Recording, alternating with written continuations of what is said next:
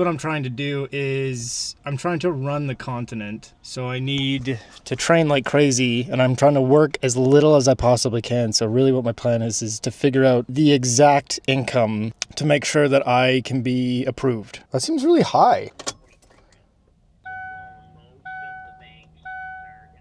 Well, I don't have any debt. Okay, yeah, that'll change things dramatically.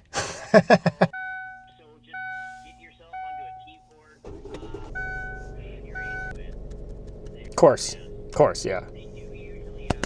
Yeah, that's cool.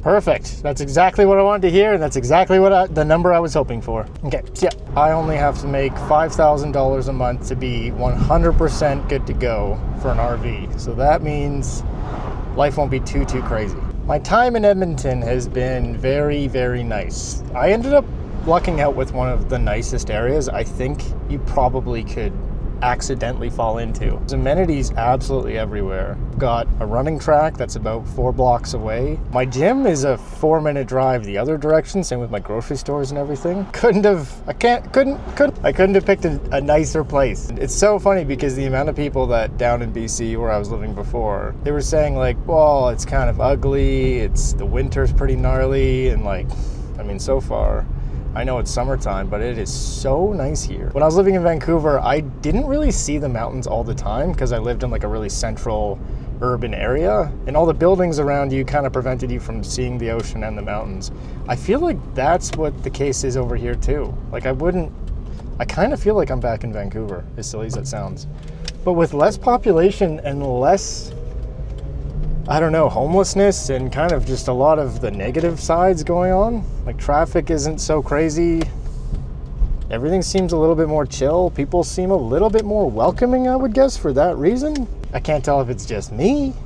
Maybe it's just the week and a bit that I've been here. But people are very nice and talkative.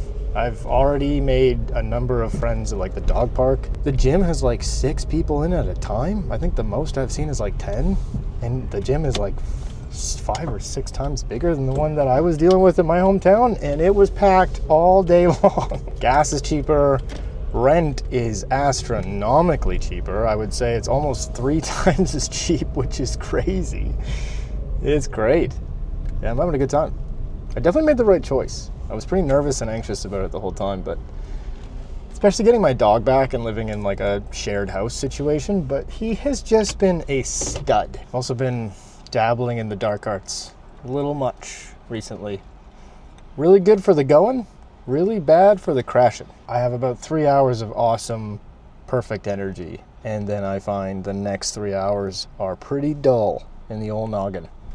Can't think a lot of thoughts. And going from not really training that much to back to 2 hours, the body does a lot of recovery, which results in sleepiness. A lot of sleeping.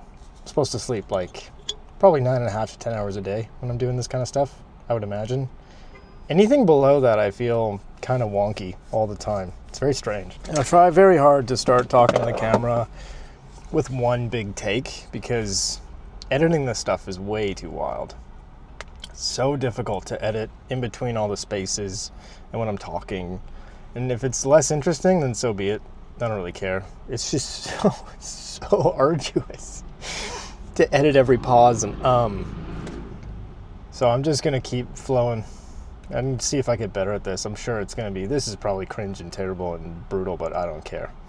Fuck it. It's the only way that I'm gonna get better at this. Nothing is gonna make any sense, especially at the beginning. Probably for like 6 months, truthfully.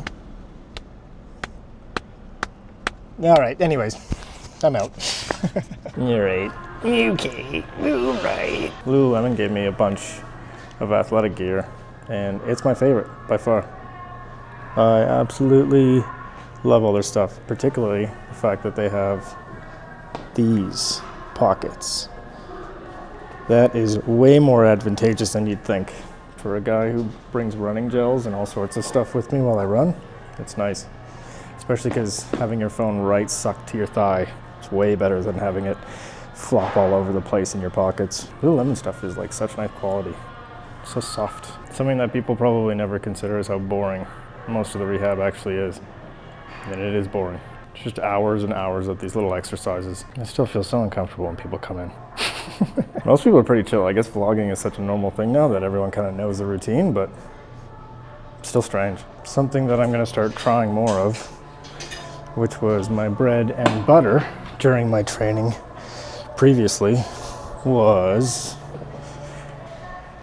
single leg Belgian split squats. I can't remember. I'm bad at names. Bulgarian split squats.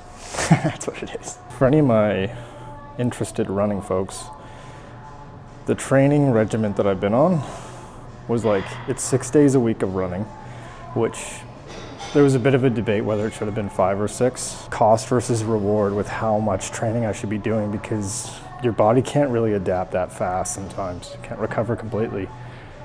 So 6 days was pushing it quite aggressively. Like last year I had multiple injuries. I had one definitely frustrating injury. That was my calf, my left calf with the Vancouver Island run. I actually had a calf injury the whole time.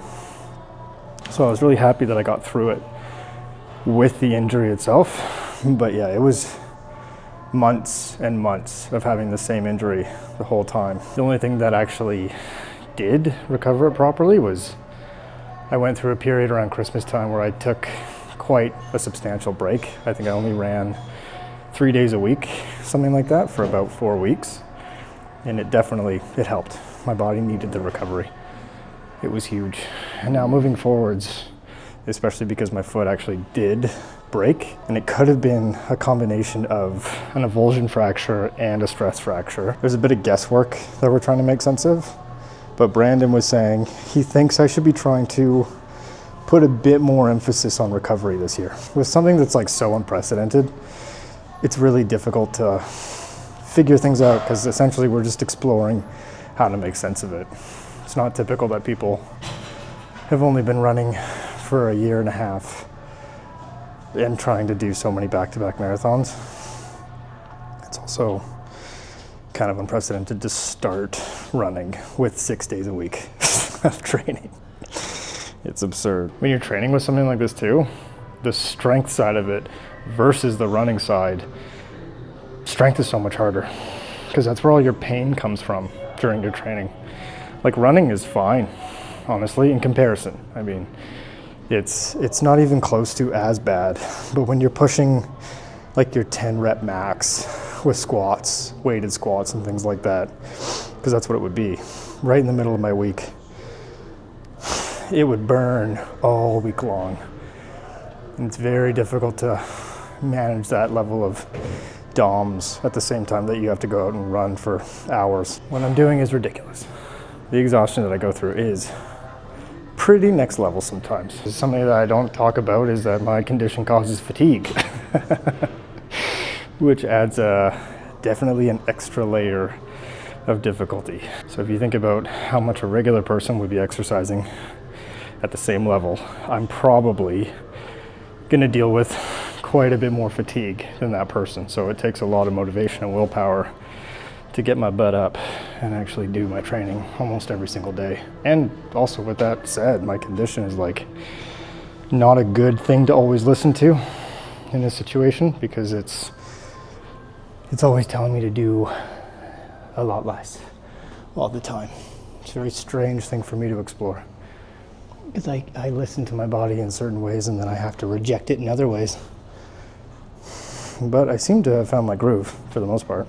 Foot exercises that I have to do probably aren't that interesting. I'll show you guys when I go and talk to Brandon at Coastline again.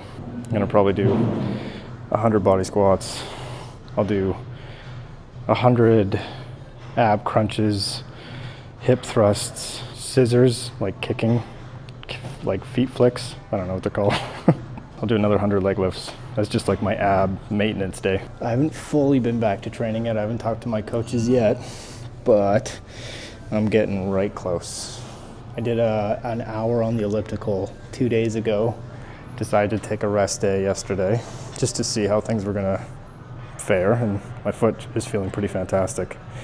Teensy bit tender, but an hour is 15 minutes past my last longest elliptical session, so I'm gonna try to keep doing an hour, see how it feels, and then if I can get a handful of days in a row that's feeling good enough, I'm gonna go and start trying to run again. What I've learned from my coaches is like when you're getting back into running from injuries or any medical things in general, to not overdo it, not to overstress your muscles.